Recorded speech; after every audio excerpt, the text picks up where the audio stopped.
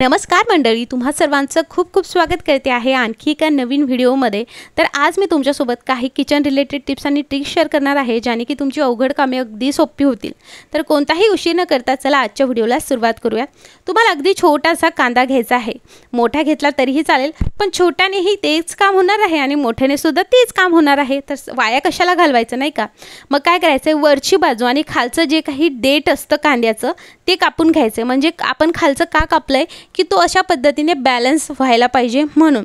त्यानंतर तुम्हाला अशा पद्धतीने पिलर घ्यायचं आहे आणि कांद्याचा जो काही मधला भाग आहे तो काढून घ्यायचा आहे। बघा, एक पूर्ण स्पेस तयार झाला आहे बघा आतमध्ये, आणि तो अशा पद्धतीने एका वाटीमध्ये वगैरे तुम्हाला ठेवायचा आहे। आता तुम्हाला काय करायचं आहे, 3 ते 4 कपूरच्या गोळ्या घ्यायच्या आहेत। त्याचबरोबर 1 ते 2 तुम्हाला लवंग घ्यायचे आहे। एक गोष्ट लक्षात घ्या की आपण हे जे काही करत आहोत ते घरामध्ये माशा, मच्छर किंवा एक वेगळ्या प्रकारचे जे किडे येतात ना ते येऊ नये, किंवा किचनमध्ये कुंबट असा वास येतो तो येऊ नये, त्यासाठी आपण ऑल इन वन कांद्याचा वापर करून एक घरगुती असा उपाय करत आहोत। त्यानंतर तुम्हाला याची ना पावडर करून घ्यायची आहे। आता बघा, लवंगचं प्रमाण तुम्ही थोडंसं जास्त वापरूही शकता। काय होतं की लवंगचा फ्रॅग्रन्स खूप छान असतो आणि बऱ्याचदा हा जो फ्रॅग्रन्स असतो हा मच्छरला, माशाला बिलकुल आवडत नाही, म्हणून आपण त्यांना जे आवडत नाही तेच देतो आहोत। त्यानंतर आपल्याला यामध्ये टाकायचं आहे तेल। जे तुम्ही दिव्यासाठी तेल वापरत आहात ते तेलाचा वापर तुम्हाला इकडे करायचा आहे। अशाच नवनवीन टिप्स बघण्यासाठी नक्की चॅनलला सबस्क्राइब करा आणि हा व्हिडिओ आवडला असेल तर नक्की व्हिडिओला लाईक करा। तेल टाकल्यानंतर आपण जी पूड करून घेतली आहे ती यामध्ये टाकायची आहे आणि त्यामध्ये वात लावून आपल्याला हा दिवा जो आहे तो ठेवून द्यायचा आहे। संध्याकाळच्या टायमाला खरं तर हे करा, कारण संध्याकाळच्या टायमालाच मच्छर, माशा वगैरे येत असतात। सो नक्की हा जो काही आपण दिवा बनवला आहे हा तुम्ही किचनमध्ये किंवा कुठेही घरामध्ये ठेवू शकता। खूप छान वास याचा येतो, अगदी असं घरी आपल्याला अरोमॅटिक वाटतं, एकदम नॅचरल फ्रेग्रन्स येतो। सो हा दिव्याचा जो काही टिप आहे ही तुम्हाला कशी वाटली मला कमेंटमध्ये नक्की सांगा, आणि हो, तुमच्याही घरी रोज रात्री अशा पद्धतीने दिवा लावा।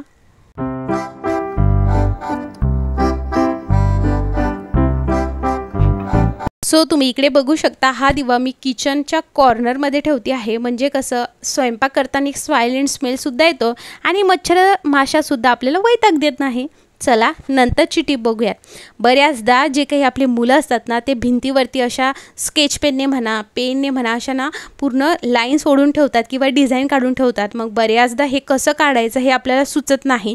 मग काय करायचं आहे, तुम्हाला असं व्हाईटचं कोलगेट घ्यायचं आहे।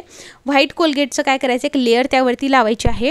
आपण हा जो काही उपाय करतो याने काही तिथला कलर वगैरे काहीच जात नाही, एकदम भारी असा उपाय आहे। जिथे जिथे केलं आहे तिथे तिथे तुम्हाला अशा पद्धतीने लावायचं आहे। आता खूपच केलं असेल तर थोडंसं कोलगेटमध्ये पाणी टाकून तुम्ही डायल्यूटसुद्धा करू शकता, पण लक्षात घ्या घट्टसरच त्याची पेस्ट असावी, अगदी पातळ नसावी। एकदम जुना टूथब्रश घ्यायचा, 2 मिनटं ते तसंच ठेवायचं आणि असं एकदम हलक्या हाताने करायचं, किंवा तुम्ही कपडाही घेऊ शकता। तुम्ही बघणार की हळूहळू सगळे जे काही त्यांनी लाईन सोडल्या होत्या मुलांनी त्या पूर्ण निघायला सुरुवात होते।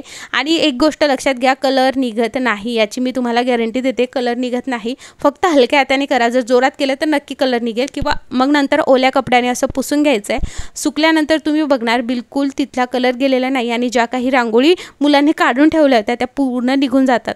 ही ट्रिक नक्की आजमावून बघा, ज्यांच्या घरी लहान मुलं असतील त्यांना हे नक्की उपयोगात येईल। सो बघा, इकडे सुकल्यानंतर हे हळूहळू सुकायला लागले, काहीच डिफरन्स दिसत नाही आहे। सो मला असं वाटलं की चला ही टिप तुम्हाला सुद्धा कामेल, कारण सध्या माझ्या घरी सुद्धा हेच काम चालू आहे। सो चला नंतरची टिप बघणार आहोत। आता बघा, मार्केटमध्ये आंबे यायला लागले आणि आपल्या घरी आमरस बनतो, पण बऱ्याचदा जेव्हा आपण मार्केटमधनं आंबे आणतो तर बऱ्याचदा काही आंबे चांगले निघतात, तर काही आंबे जे आहे काही सडके निघतात, किंवा आतून ते अगदी फार सडलेले असतात पण बाहेरून अगदी ताजा तवाना तो आंबा दिसतो। मग अशा वेळेस आमरस करत असताना बऱ्याचदा आपल्याकडून काही चुकासुद्धा होतात, पण सगळ्यात पहिले आमरस करण्यासाठी आपल्याला योग्य तो आंबासुद्धा निवडावा लागेल।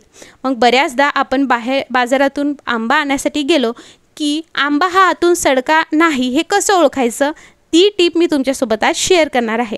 जेव्हाही तुम्ही आंबा खरेदी करण्यासाठी जाणार आहात तेव्हा तुम्हाला ही टिप फॉलो करायची आहे। तुम्ही ही टिप फॉलो करून घरी आणा आंबे, तुमचा आंबा एकसुद्धा तुम्हाला सडका दिसणार नाही।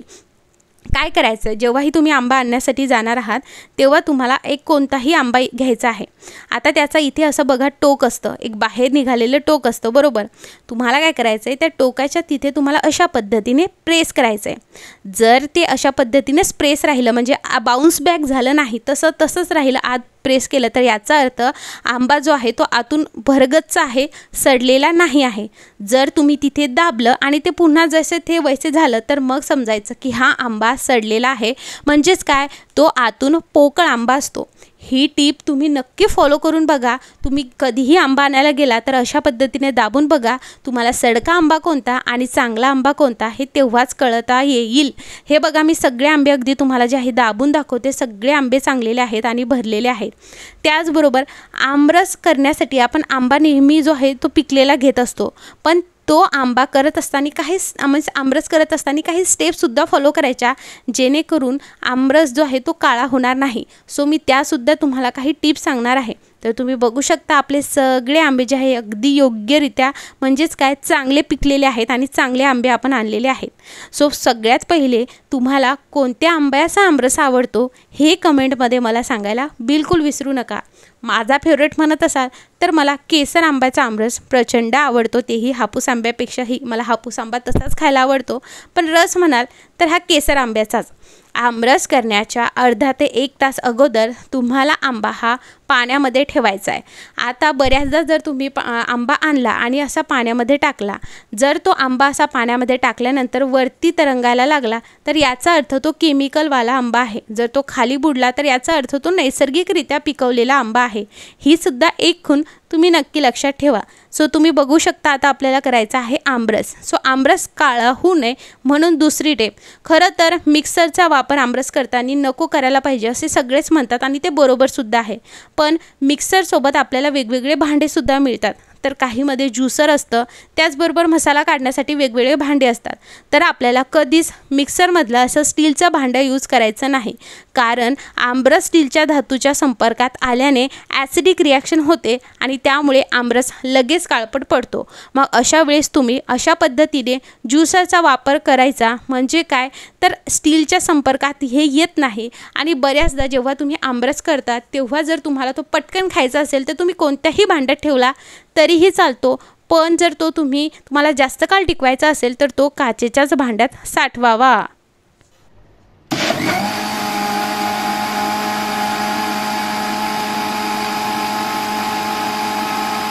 आता बघा, जेव्हाही तुम्ही मिक्सरमधून हे काढत आहात तेव्हा मिक्सरमध्ये तो जास्त फिरवायचा नाही. साखर वगैरे टाकून झाल्यानंतर ज्या पद्धतीने तुम्ही आमरस बनवता तसं बनवायचं आहे.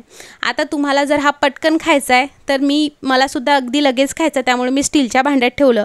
पण जास्त वेळ ठेवायचं असेल तर काचेच्या भांड्यात ठेवा आणि त्यामध्ये तुम्हाला एक वस्तू टाकायची आहे, ती म्हणजे ज्या आंब्याचा तुम्ही रस बनवला त्याचीच एक कोय तुम्हाला यामध्ये टाकून ठेवायची. अशी जर तुम्ही एक कोय आमरसामध्ये टाकून ठेवली तर तुमचा आमरस हा काळपट होत नाही आणि हा लगेच फ्रीजमध्ये ठेवावा आणि शक्यतोवर फ्रेश आमरस बनवावा आणि फ्रेशच खावा. सो तुम्हाला सगळ्या टिप्स कशा वाटल्या मला कमेंटमध्ये नक्की सांगा आणि अशाच नवनवीन टिप्स बघण्यासाठी आपल्या चॅनलला नक्की जे आहे सबस्क्राईब करा. ही आमरसाची टिप तुम्हाला कशी वाटली तेही कमेंटमध्ये नक्की सांगा. धन्यवाद.